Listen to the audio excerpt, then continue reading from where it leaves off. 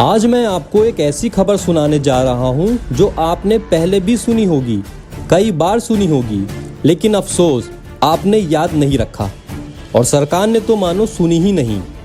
आज फिर एक पुल गिरा है गुजरात के वडोदरा जिले में, गंभीर पुल, जो अब सिर्फ सरकारी फाइलों में वजूद में है। असल जिंदगी में वो महिसागर नदी में समा चुका है और साथ ही समा गए कई मासूम जीवन, कई परिवारों की उम्मीदें और हमारा भरोसा। ये कोई प्राकृतिक आपदा नहीं थी, ये हादसा नहीं था, ये एक पुल का धीमा मर्डर था। 1985 में बना ये पुल पिछले कई सालों से अपनी मौत का ऐलान कर रहा था। 2021 से चेतावनी दी जा रही थी कि ये पुल खतरनाक है, कि इस पर भारी गाड़ियां चल रही हैं, कि ये कभी भी गिर सकती है। लेकिन अफसरों के कान में उस चेतावनी की आवाज़ नहीं, बल्कि चुनावी नारों की गूंज थी।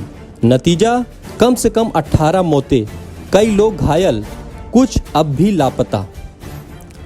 मुआवजे का ऐलान तो हो गया है, रुपए 4 लाख। किसी माँ के बेटे की कीमत 4 लाख, किसी बच्चे के पिता की कीमत 4 लाख। सरकार कहती है हमने कार्रवाई की है, 4 इंजीनियर सस्पेंड कर दिए गए हैं, लेकिन जो नींव सड़ चुकी थी, जो फाइलें दबाई गईं, जो नोटिस अनसुने किए गए, उनका हिसाब कौन देगा?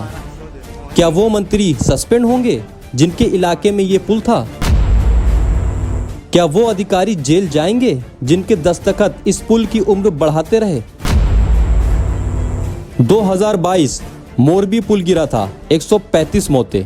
2025 गंभीरा पुल गिरा, 18 मौतें। हमारा सिस्टम अब रिपीट मोड में है। पुल गिरते हैं, लोग मरते हैं, अफसर सस्पेंड होते हैं, सरकार ट्वीट करती है और फिर अगला चुनाव आता है। कुछ सवाल जो देश को खुद से पूछने चाहिए। क्या पुल की उम्र का ऑडिट चुनावी घोषणा पत्र से ज़्यादा ज़रूरी नहीं है? क्या विकास सिर्फ उन्हीं सड़कों तक सीमित है जहां मंत्री जाते हैं? क्या बुलेट ट्रेन का सपना गिरते पुलों की नींव पर टिकेगा? हर बार जब कोई पुल गिरता है तो हमें लगता है ये आखिरी बार था, लेकिन असल में ये शुरुआत होती है अगले गिरने की और अगली चुप्पी की। हम एक देश हैं जो पुल गिरने पर नहीं चौंकते, बल्कि मुआवजा तय होने का इंतज़ार करते हैं।